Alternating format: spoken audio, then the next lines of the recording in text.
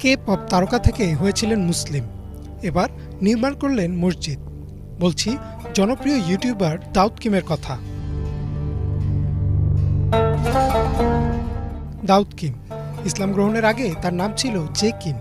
তিনি দক্ষিণ কোরিয়ার একজন জনপ্রিয় কে পপ তারকা ছিলেন। 2020 সালে গ্রহণ করলেন ইসলাম ধর্ম। সকল বাধা কাটিয়ে এবার মসজিদ নির্মাণ করলেন দাউদ কিম। এর আগেও একবার চেষ্টা করেছিলেন মসজিদ নির্মাণের, কিন্তু বাধাপ্রাপ্ত হয়েছিলেন।